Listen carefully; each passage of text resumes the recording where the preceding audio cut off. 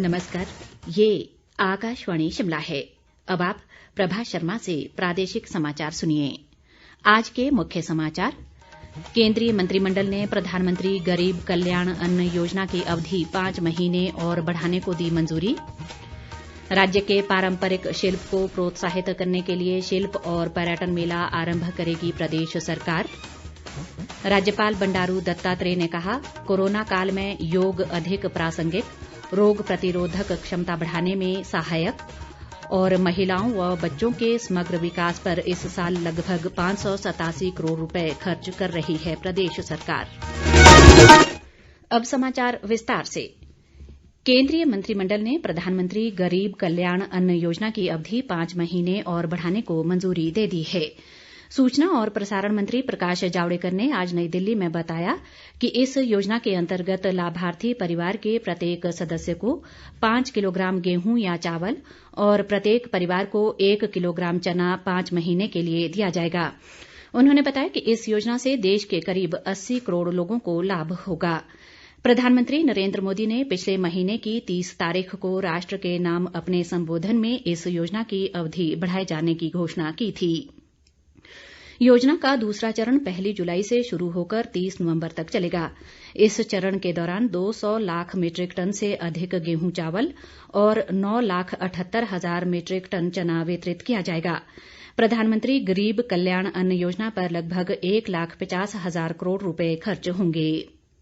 मुख्यमंत्री जयराम ठाकुर ने कहा है कि प्रदेश सरकार राज्य के पारंपरिक शिल्प को प्रोत्साहित करने के लिए शिल्प और पर्यटन मेला आरंभ करेगी।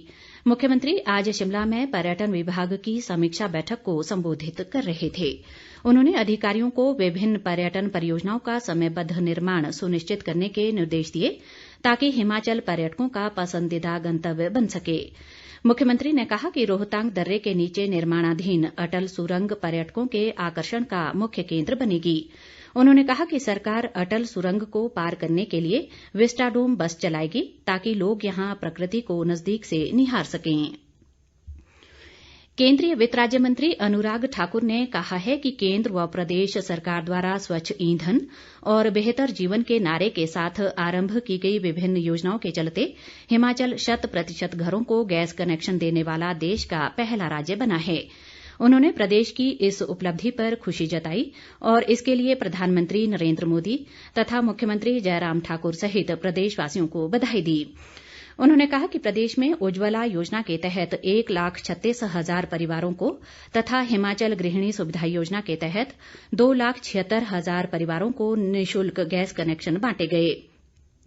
उन्होंने ये भी कहा कि कोरोना काल के दौरान लोगों को राहत देने के लिए केंद्र सरकार ने हिमाचल के 48 लाख से ज्यादा लोगों को 37,000 मीट्रिक टन अनाज व दालें और 2,60,000 गैस सिलेंडर उपलब्ध करवाए। सामाजिक न्याय व अधिकारिता मंत्री राजीव सैजल ने कहा है कि बरसात के दौरान सोलन जिला में किसी भी आपदा से निपटने के लिए प्रशासन को पूरी तरह तैयार रहने को कहा गया है। सैजल ने आज सोलन में एक पत्रकार वार्ता में कहा कि जिले में 4 लेन निर्माण कार्य से हो रही क्षति को देखते हुए पीड़ित लोगों को जल्द मुआवजा दिया जाएगा। उन्होंने माना कि 4 लेन के कार्य में अवैज्ञानिक ढंग से हुई कटिंग और डंपिंग के कारण लोगों की संपत्ति को नुकसान हुआ है। राजीव सैजल ने कहा कि कोरोना महामारी के कारण पर्यटन उद्योग सबसे अधिक प्रभावित हुआ है। उन्होंने माना कि पर्यटकों के लिए प्रदेश के द्वार खोलने से लोगों को कुछ भय हो सकता है, लेकिन पर्यटकों के लिए विशेष नियमों के बाद कोरोना फैलने का भय अवश्य कम होगा। प्रदेश में कोरोना वायरस मरीजों की संख्या बढ़कर 1,092 हो गई है। आज कांगड़ा में 7 और मंडी व हमीरपुर जिलों में एक मरीज के कोरोना पॉजिटिव होने की पुष्टि हुई है। मौजूदा समय में 260 कोरोना पॉजिटिव मरीज विभिन्न अस्पतालों में उपचाराधीन हैं और 808 लोग उपचार के बाद स्वस्थ हुए हैं। प्रदेश में आज 1,775 लोगों का कोरोना टेस्ट किया गया, जिनमें से 960 की रिपोर्ट आना अभी बाकी है। राज्य में आज दिन तक 92,956 लोगों का कोरोना टेस्ट किया जा चुका है। प्रदेश में इस समय 19,541 लोग कोरोना के लिए सक्रिय निगरानी में हैं। इस बीच ग्रामीण विकास व पंचायती राज मंत्री वीरेंद्र कंवर ने आज ऊना में कहा कि बहुत सारे लोग होम क्वारंटीन के नियमों का पालन नहीं कर रहे हैं। इस संबंध में जिला प्रशासन को बहुत सी शिकायतें मिल रही हैं। उन्होंने होम क्वारंटीन में रखे गए लोगों को चेतावनी दी है कि वे इसे औपचारिकता समझने की भूल न करें और अपनी जिम्मेदारी निभाएं। उन्होंने कहा कि कोरोना को फैलने से रोकने के लिए आवश्यक है कि लोग अपनी जिम्मेदारी को समझें और होम क्वारंटीन का सख्ती से पालन करें। राज्यपाल बंडारू दत्तात्रेय ने कहा है कि योग मन, बुद्धि और शरीर को स्वस्थ बनाकर सफल जीवन जीने की शैली है।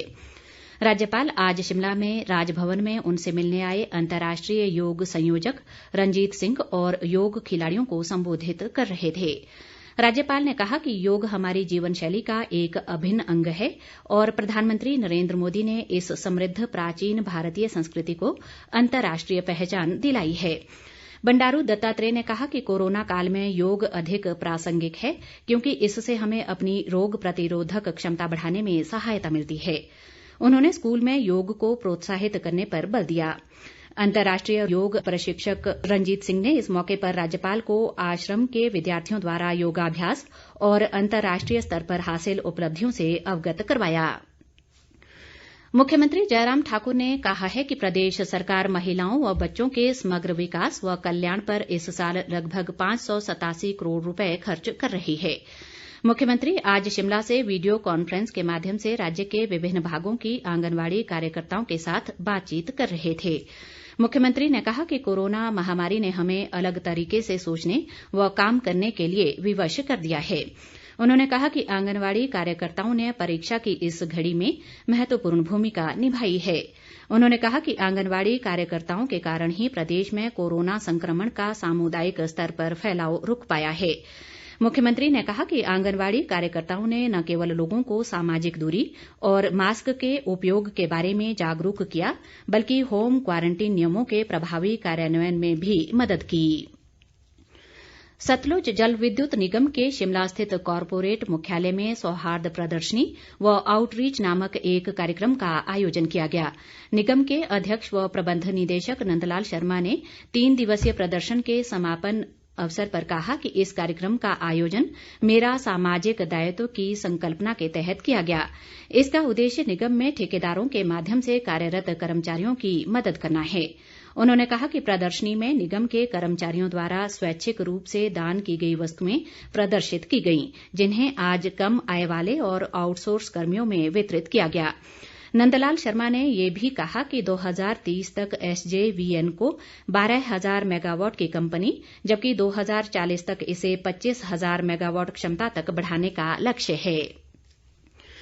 हिमाचल प्रदेश विभागीय परीक्षा बोर्ड ने विभिन्न श्रेणियों के पात्र अधिकारियों और कर्मचारियों की विभागीय परीक्षा की अधिसूचना जारी कर दी है। ये परीक्षाएं 21 सितंबर से 29 सितंबर तक आयोजित की जाएंगी। जिन श्रेणियों में ये परीक्षा आयोजित होगी उनमें भारतीय प्रशासनिक सेवा, हिमाचल प्रशासनिक सेवा, तहसीलदार व नायब तहसीलदार, भारतीय वन सेवा, प्रदेश वन सेवा और आबकारी व कराधान निरीक्षक शामिल हैं। इसके अलावा प्रदेश स्कूल शिक्षा बोर्ड के वर्ग 2 अधिकारी व कर्मचारी, राज्य विद्युत बोर्ड के सिविल, इलेक्ट्रिकल व यांत्रिकी अभियंता और राज्य पर्यटन विभाग के सहायक अभियंता व वरिष्ठ प्रबंधकों के लिए भी ये विभागीय परीक्षा आयोजित होगी। ये जानकारी विभागीय परीक्षा बोर्ड के सचिव विकास भूषण ललित ने आज शिमला में दी। अंत में मुख्य समाचार एक बार फिर। केंद्रीय मंत्रिमंडल ने प्रधानमंत्री गरीब कल्याण अन्न योजना की अवधि 5 महीने और बढ़ाने को दी मंजूरी। राज्य के पारंपरिक शिल्प को प्रोत्साहित करने के लिए शिल्प और पर्यटन मेला आरंभ करेगी प्रदेश सरकार। राज्यपाल बंडारू दत्तात्रेय ने कहा, कोरोना काल में योग अधिक प्रासंगिक, रोग प्रतिरोधक क्षमता बढ़ाने में सहायक। और महिलाओं व बच्चों के समग्र विकास पर इस साल लगभग 587 करोड़ रुपए खर्च कर रही है प्रदेश सरकार। इसके साथ ही ये समाचार बुलेटिन समाप्त हुआ। नमस्कार।